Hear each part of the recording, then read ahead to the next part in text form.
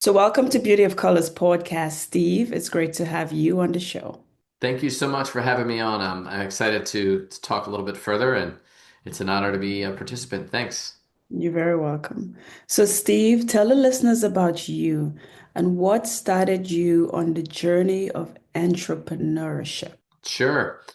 So my name's Steven Seidel, and one of the things that I talk a lot about is pushing play on purpose, and using connection as currency. And a lot of these things that I have in my journey to entrepreneurship, they were laid out for me. So when I was one, my parents divorced, and I quickly learned that I was in the middle. So for me, I was wanting to be a vehicle for connection. And so by sharing stories, being empathetic and finding ways that I could connect to my father, connect to my mother, connect to those around me was a great way for me to move forward and give me a sense of hope. And my mom was an entrepreneur. She had various businesses, so I grew up watching her. I grew up with actually a bunch of very talented, independent, and powerful women.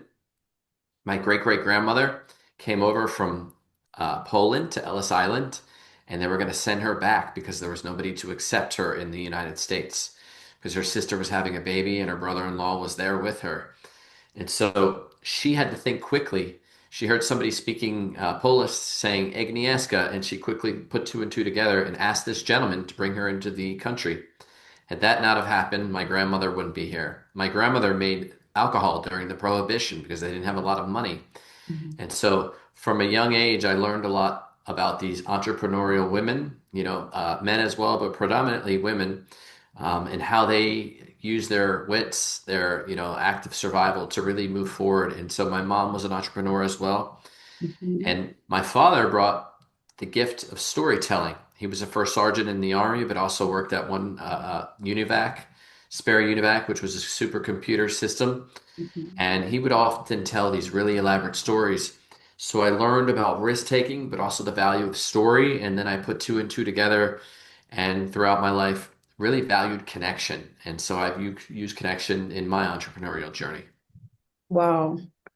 So, Steve, what was your first entrepreneur job that you opened up? What was the first thing that you started and that kind of helped you realize that this is the journey?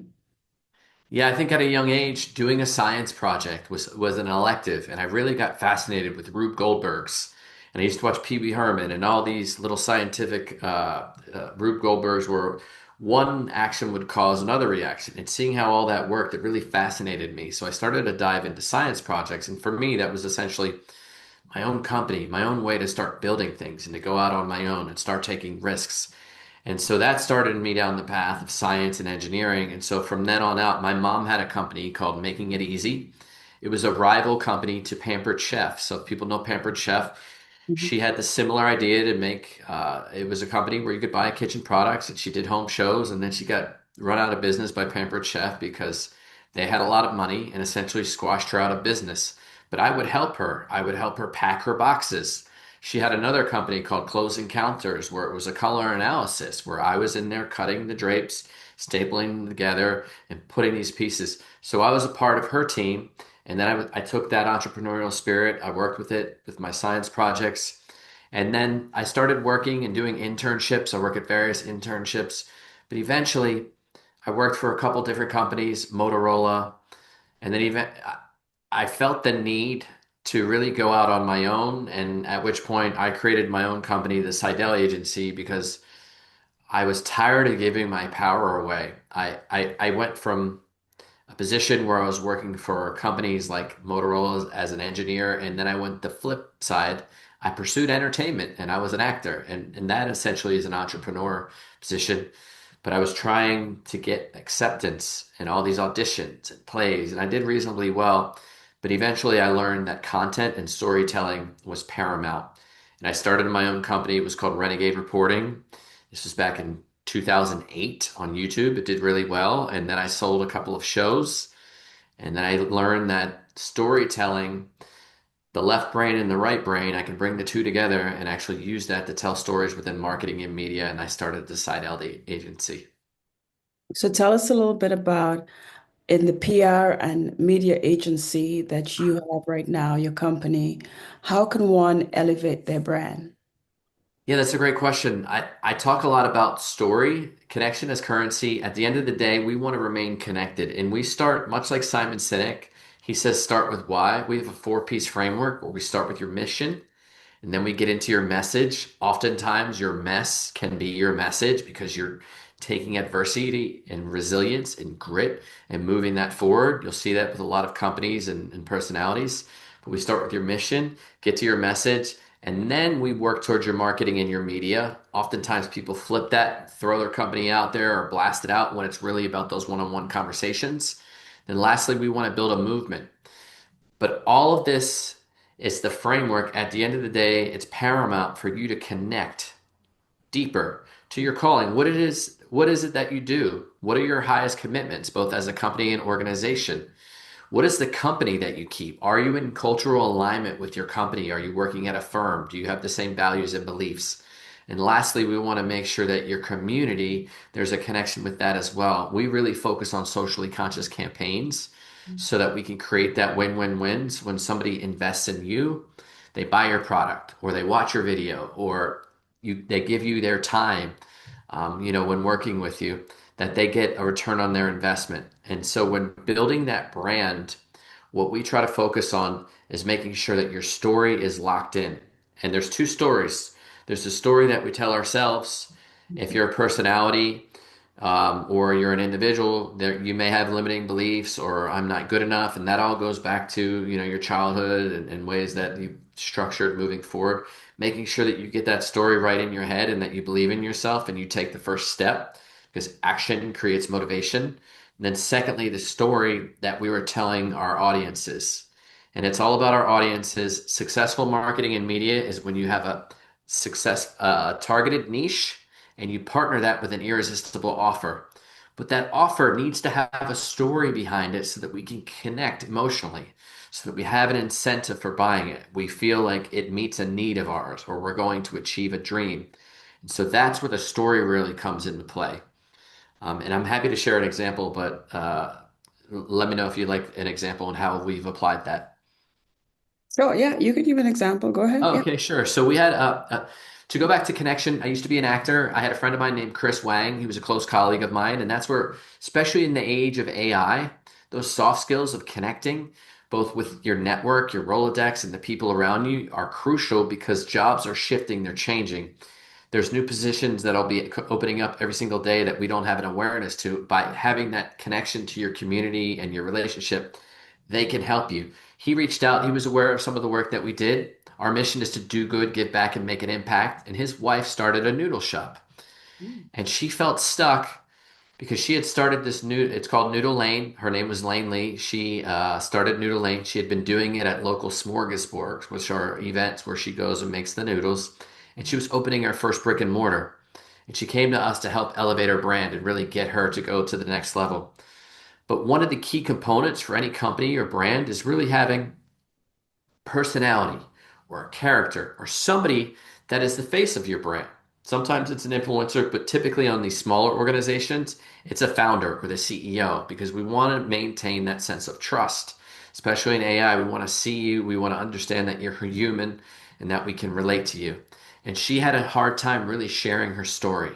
She didn't want to talk about her story, but her story was ultimately what people would be buying. The noodles are great, don't get me wrong. They're Michelin star noodles and the food is amazing.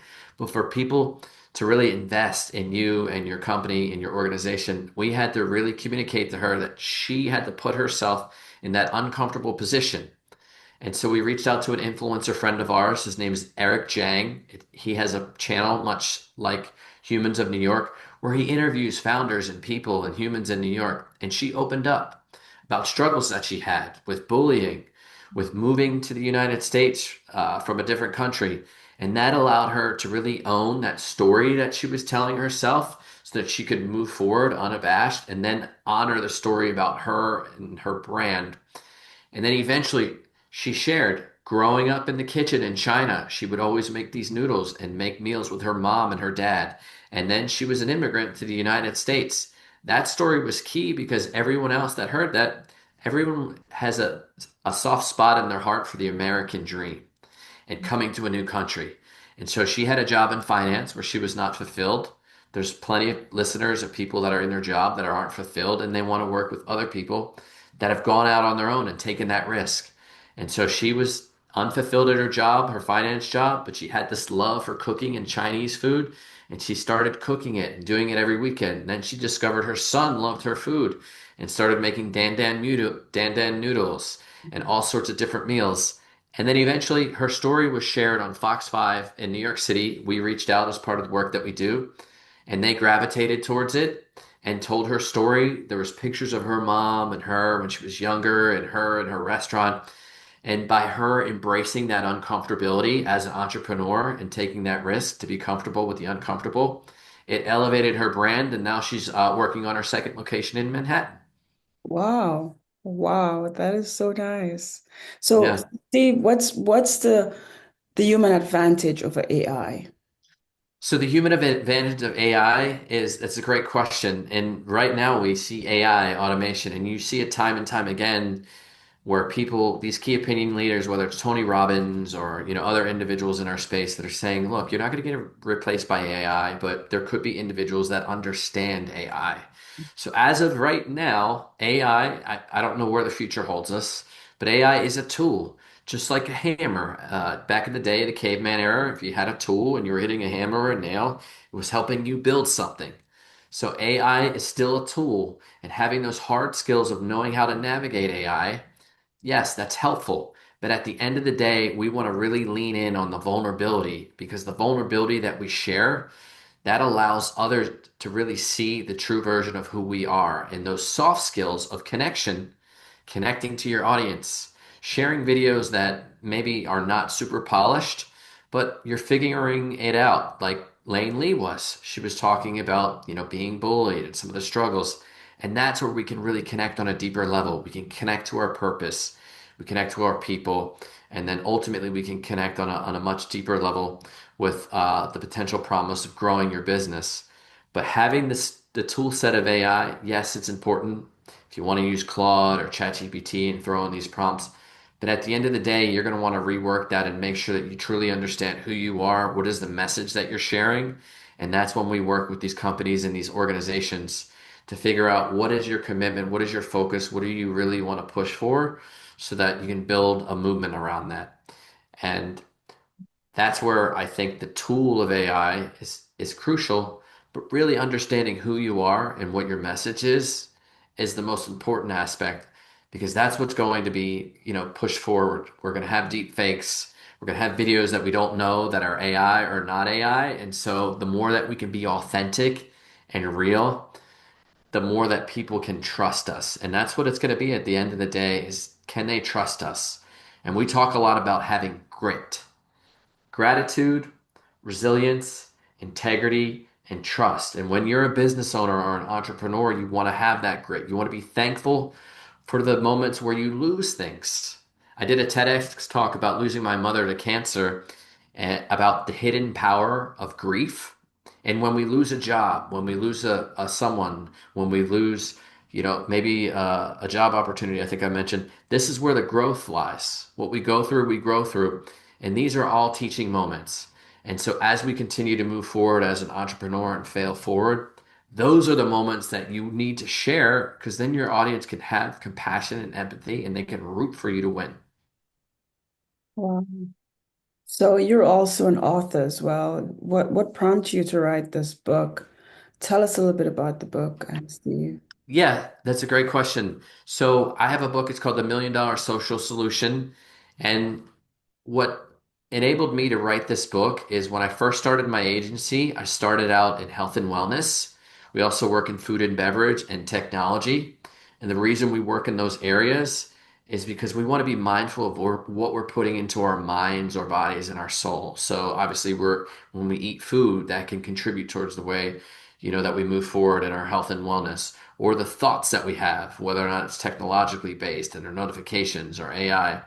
And then the health and wellness, just having healthy habits. So we started in health and wellness, and we helped a couple of practices. We helped a company called Mirror Dry. They became acquired. There was an eight-figure acquisition.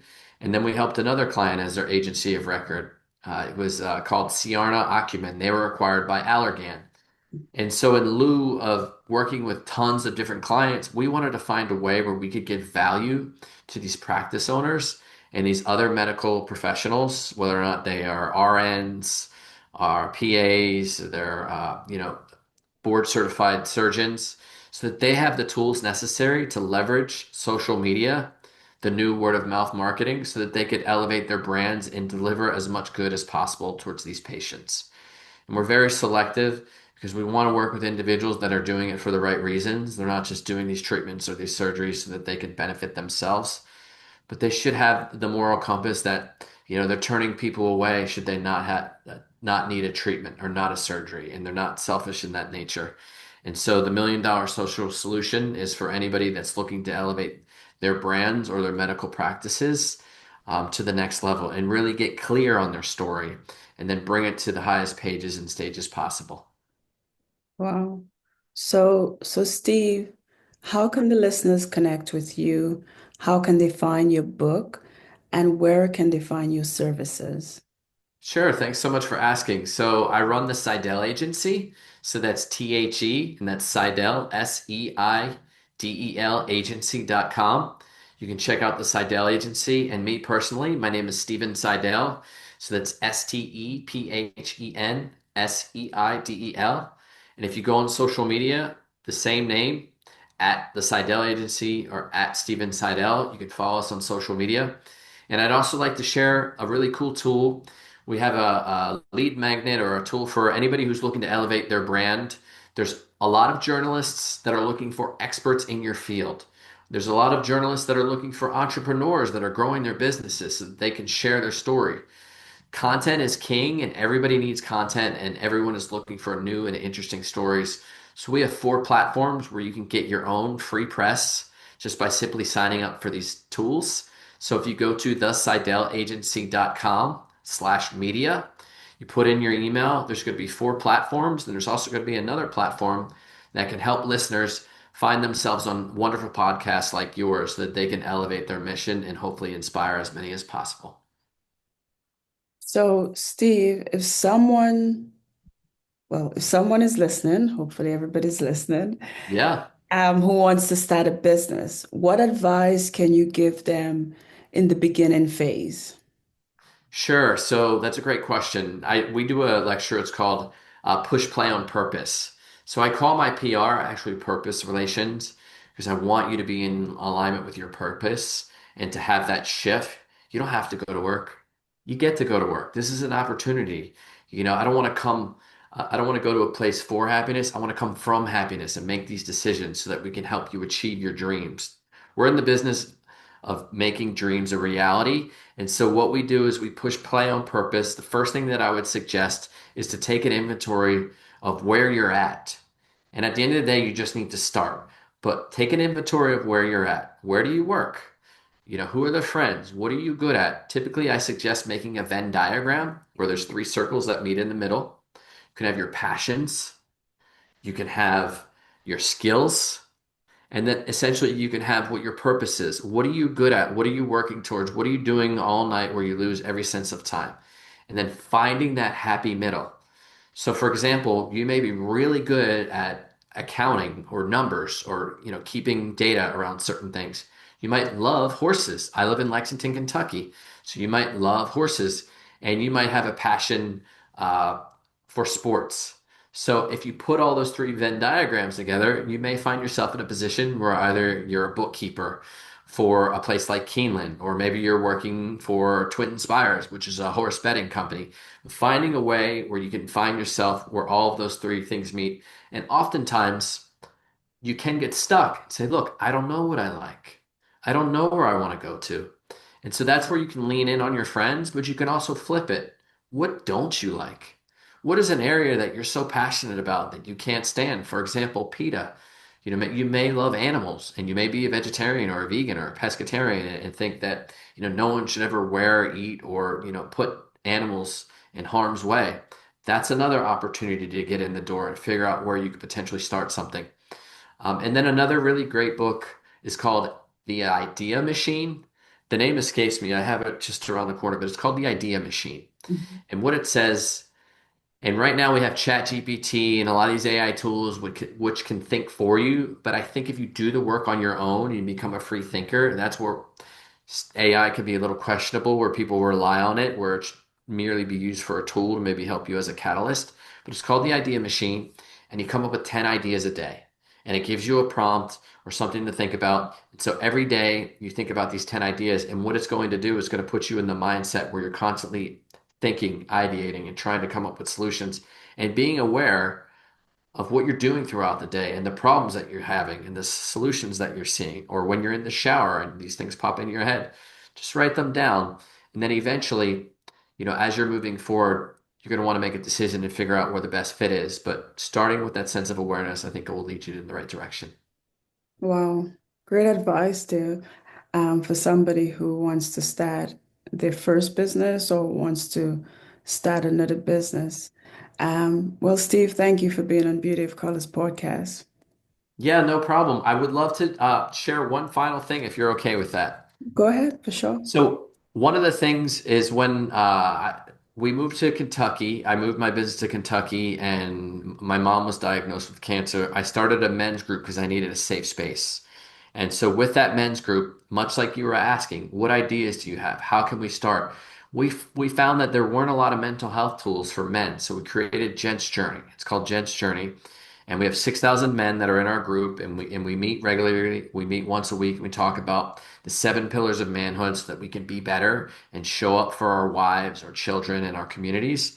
But we created a really cool tool. It's called the Journey Deck, because at the end of the day, we're all on a journey. It's not about the destination, it's about the journey. And we found all of the questions that were resonating in our meetings, and we created a 52 card deck so that we could give it to other men so they could begin to connect deeper and be more vulnerable, not only at work, but at home too, so that they could lead with intention and they can show that vulnerability to their team members and their family members to have a deeper bond with each other. And I would love it if you could just answer one of these questions, or we could leave the audience with this question and they could answer it themselves. Does that sound like it would work? Yeah, let's leave the audience with the question. Okay, tell me when to stop. Go ahead. Okay. So the question that we landed on from the journey deck from Gents Journey, it says, "What don't people get about you?" So for the audience and the listeners, I want you to take a moment, take a moment, take inventory like we talked about. What don't people get about you? And I'd love for you to share this with someone that you love, or share this with a friend, or find a way that when you go out tomorrow or the next day, you express a little bit more about who you are so that they can understand you better and find a closer connection with you. And if you're interested in joining the Gents Journey group, you can go to gentsjourney.co/join. And there's 6,000 other men where we meet regularly, and it's a safe space where we talk about these questions and connect on a deeper level. Wow, sounds amazing. So is it only for men or just do you have like a So this group is for men, but what we do is we allow the group to actually take what we've learned and take the 7 pillars of manhood and extend it to their nearest inner circle, because we are a product of the 5 close people next to us. So it's part of what we do is we take it to our wives, our children, our colleagues. But at the end of the day, we noticed that there weren't many men's mental health tools or organizations. So we're created this so that we can embrace the modern male and the modern masculinity and be more open and lead with intention. Whereas our fathers and the boomers were a lot different than we are, and we're wanting to embrace that and show up as the full version of ourselves. sounds great, Steve. Well, thank you, Steve, for sharing. Well, thank you so much for having me on today, and I appreciate it. And I'd love to share one final quote. To the world, you are one person, but to one person, you might be the world. So don't underestimate who you are or your impact. Share your story and know that you matter. Thank you.